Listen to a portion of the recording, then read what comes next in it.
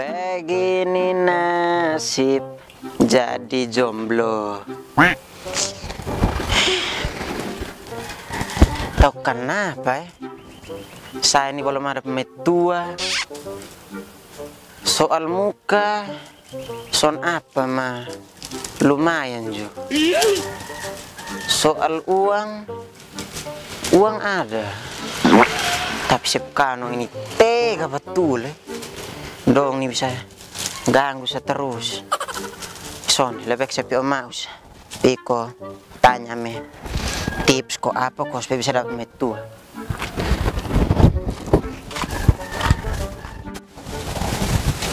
Sarga. Hei, Lulai. Lu kalau sudah ini bikin saya sial selalu. Weh, kakak masih Marco. Kakak ini kan anak Tuhan tuh. Jadi kalau marah orang tuh jangan sampai matahari terbenam. Iya. Nanti saya kasih tenggelam lu dengan matahari satu kali. Naik turun itu. Lu ini seulang-ulang. Sudah le kakak, jangan marah-marah le tuh. Nanti sebentar kakak cepat tua baru. Lu ini mulai dari lupung kata-kata manis dong. Lu ada perlu apa le? Sampai lu cari kopi gratis le. So deh kakak, saya datang nih, saya ada mau tanya sedikit di kakak. Lu mau tanya apa le? Nakit duduk kami dulu.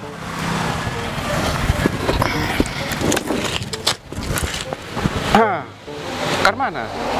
Begini kakak bisa bantu saya kok. Supaya cari kami ke tua dulu.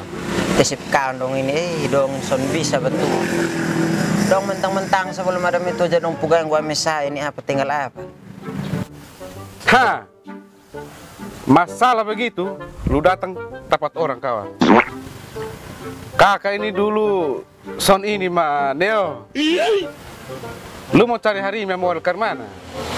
Begini kakak, saya mau harimau itu yang cantik, putih, tinggi, rajin gereja, baru satu yang paling penting itu baik hati. Oh, itu kecil. Yang penting lu ikut kakak pelajaran 3B. Itu yang ke mana kakak? Ada. Tapi ingat pulang lu baca di 2 Tawarik 15 ayat 7. Yang begitu gampang kakak. Bila perlu pulang ini saya baca dari Kejadian sampai Wahyu nah. Jangan terlalu jual lu.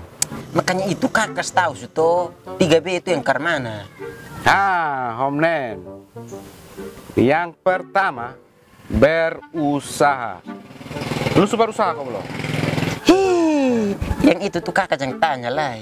Saya ini usaha sampai yang maksimal punya nah. Oh, kalau begitu B yang kedua berdoa. Bila perlu berpuasa.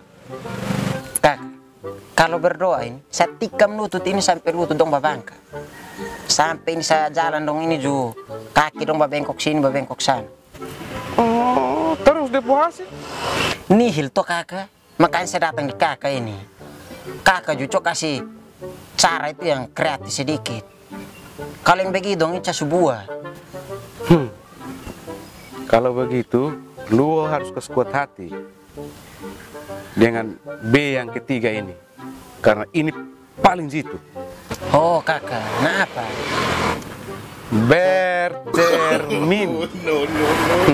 Lu angkat cermin kalau kaca dukung diri banget.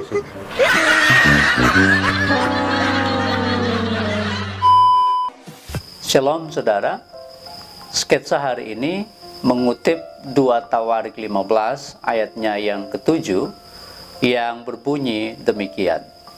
Tetapi kamu ini kuatkanlah hatimu, jangan lemah semangatmu, karena ada upah bagi usahamu.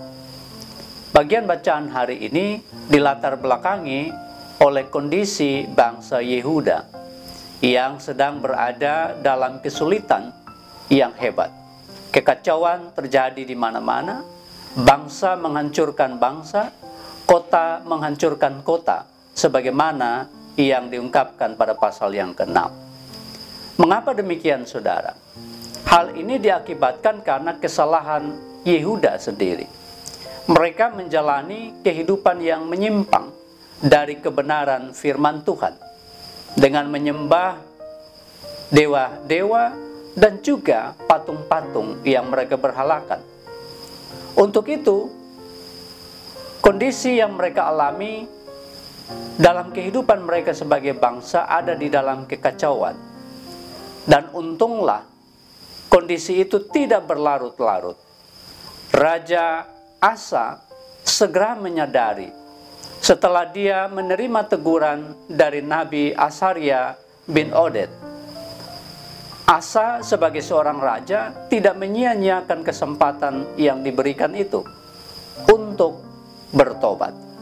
Dimulai dari dirinya dan kemudian dia mengagendakan agenda reformasi di dalam kehidupan beragama, dalam kehidupan bangsa Yehuda. Ia meminta rakyatnya untuk menyingkirkan berhala-berhala sesembahan mereka, baik di Yehuda maupun di Benyamin, serta memperbaiki mezbah Tuhan.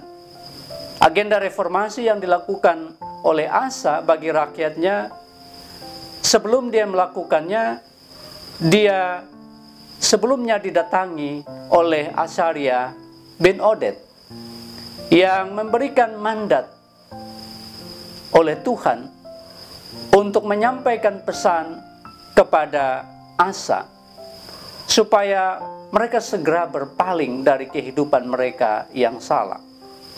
Di dalam rangkaian pesan itu termasuk di dalamnya adalah yang kita baca hari ini sebagai bagian dari penyemangat atau spirit yang diberikan kepada Asa untuk melakukan agenda reformasi. Asa mendengarkan pesan itu dan proses reformasi menyeluruh pun dapat dia lakukan. Meskipun di dalam proses itu ia menghadapi berbagai tantangan. Alkitab pun mencatat bahwa hasil yang signifikan dari reformasi Asa, tidak ada perang sampai tahun ke-35 pemerintahan Asa. Saudara-saudara, apa yang dapat kita pelajari dari bacaan ini? Reformasi atau perubahan yang dilakukan Asa itu dimulai dari dirinya. Seringkali di dalam kehidupan kita berupaya untuk mengubah orang lain dan bukan mengubah diri. Banyak orang yang berupaya mengharapkan hasil yang berbeda, tetapi dengan cara kerja yang sama. Asa mengingatkan kita bahwa kita perlu mengubah cara kalau kita menginginkan hasil yang berbeda. Reformasi atau perubahan harus dimulai dari dalam diri. Dan setelah itu, kita melakukan reformasi keluar. Ada banyak orang yang mengalami kekecewaan karena merasa tidak terjadi perubahan. Kita belajar juga hari ini bahwa perubahan itu dimulai dari diri kita. Kalau kita tidak bisa mengubah orang lain, kita mulai mengubah cara pandang kita. Kita mulai mengubah cara kerja kita. Karena kalau kita berubah, orang lain juga akan ikut berubah. Kiranya Tuhan menolong kita. Amin.